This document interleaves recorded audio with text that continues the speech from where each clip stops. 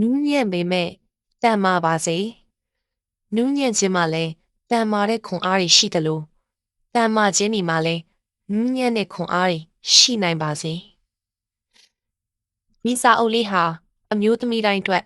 အထူးသဖြင့်စေကျော်သက်အရွယ်အမျိုးသမီးငယ်လေးတွေအတွက်အဓိကရည်ရွယ်ပါတယ်ဖြစ်သောအမျိုးသမီးလေးထံသို့စာအုပ်လေးမှာအမျိုးသမီးလေးတွေအနေနဲ့သိထားတဲ့ဘဝအကြောင်းတွေ relationship နဲ့ပတ်သက်ပြီးသိစေခြင်းတဲ့အကြောင်းအရာတွေအမျိုးသမီးတစ်ယောက်ရဲ့ကိုယ်ပိုင်ဘဝရည်တည်ရေးအတွက်လိုအပ်တဲ့အရာတွေမိမိကိုမိမိချစ်ခင်လေးစားတတ်ဖို့လိင်ပိုင်းဆိုင်ရာခွဲခြားဆက်ဆံခြင်းတွေကိုမိမိကစရက်တတ်နိုင်ဖို့အစရှိတဲ့ခေါင်းစဉ်တွေအောက်မှာပို့ပို့ပါပါရေးသားမျှဝေထားပါတယ်ချစ်သောအမျိုးသမီးများအားလုံးမိမိကိုမိမိချစ်ခင်လေးစားတတ်ပြီးမိမိဘဝကိုမိမိတာဝန်ယူရက်တည်နိုင်သောနူးညံ့တန်မာတဲ့အမျိုးသမီးလေးများဖြစ်စီဖို့ရည်ရွယ်ရေးသားထားတဲ့စာအုပ်ကောင်းလေးတစ်အုပ်ပါ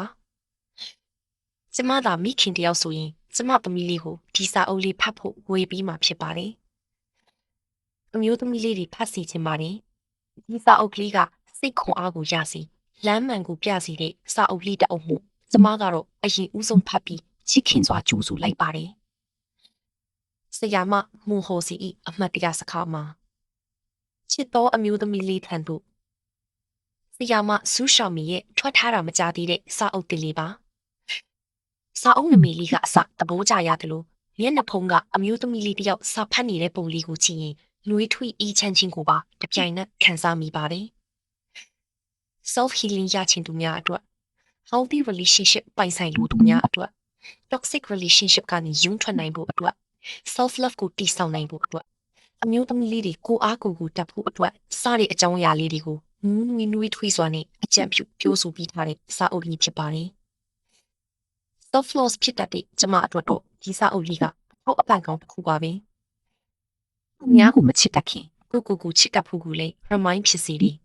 ။ကိုလေးစားရမယ်ဆိုတဲ့အတိလေးလေးဝေလာစီပါတယ်။နောက်ပြီးကျမဘဝရဲ့ခက်ခဲတဲ့အချိန်တချို့မှာသူရှိနေပြီးတဲ့တငယ်ချင်းတွေကိုလည်းကြီးစုတင်နေစတိရမိပါပဲ။အစိုးရကုံသွားပြီးတဲ့နောက်ကံကောင်းမှုတွေကဆက်တိုက်ပြလာတတ်တယ်။ဒီနေ့ထီမှာတော့ကျမအတွက်ကံကောင်းခြင်းနေမကြခဏဆိုသလိုလက်ခံရရှိတာလေတကယ်ကိုကြီးစုတင်မိပါတယ်။ကြီးစုတင်ခြင်းနေအတူကောင်းတစ်ခါစူးတလက်လောကရန်တရားကိုပါတတိချက်မိစေပါသေးတယ်။ကျမဘဝထဲမှာအဆိုးဆုံးလို့ခံစားမိခဲ့တဲ့အခိုက်အတန့်နေလူတွေနဲ့လည်းကြုံဆုံခဲ့ရပူပါတယ်။ဒါတွေဟာဆရာမပြောထားသလိုပြောရရင်ဝစ်ကြွေးတွေပါပဲ။ healing process မှာတစ်ဖက်လူကမတောင်းပန်လဲခွင့်လို့ပြရပါတယ်တဲ့။ဒါကြောင့်အခုချိန်မှာတော့ဒေါသစိတ်နဲ့တီးမှတ်မထားတော့ပဲခွင့်လွတ်လိုက်ဖို့ပဲစူးစမ်းဖြစ်ပါတယ်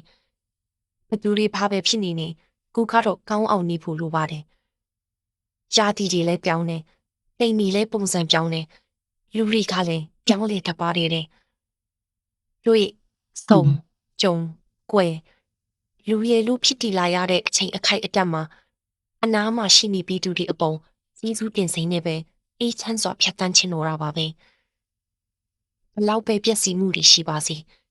အလေးတစီတီဆောင်နေရတာကိုကပဲဘဝတဲ့စာရီပူဖတ်မယ်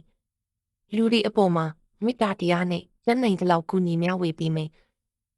လွတ်ချတဲ့အရာတွေကိုလွတ်ချပြီးပေါ်ပါတဲ့နေရည်ဖြစ်အောင်တနည်းပြီးတနည်းကြိုးစားရှင်သန်သွားပါဦးမယ်ကျမကတော့ကိုအကြောင်းကို reflect လုပ်ရင်ဖတ်သွားတာမို့ self love နဲ့ self healing အပိုင်းကိုပဲအဓိကထားညွှန်ဖြစ်တာပါ relationship ပိုင်းမှာအဆင်မပြေတဲ့အမတွေညီမလေးတွေဆိုရင်လည်းဖတ်ကြည့်ဖို့ညွှန်ဆိုချင်ပါတယ်ကျမအကြိုက်ဆုံးစာသားလေးတစ်ခုပြောရမယ်ဆိုရင်သူများကိုချစ်မပြီးခင်ကိုအရင်ချစ်ပြီးပါသေးတယ်ဒီနောက်ကိုအကြောင်းကိုလည်း reflect ပြန်လုပ်လို့ရပါသေးတယ်စာအုပ်ကောင်းလေးရေးသားပြီးတဲ့အတွက်လည်းဆရာမဆူရှာမီကိုကျေးဇူးအများကြီးတင်ပါတယ်ချစ်ခင်လေးစားရတဲ့ညီမလေးဟုဒီထမကဆောက်တွေအများကြီးရေးသားမျှဝေနိုင်ပါစီရှင်ဆူရှာမီစစ်တော်အမျိုးသမီးလေးထံသို့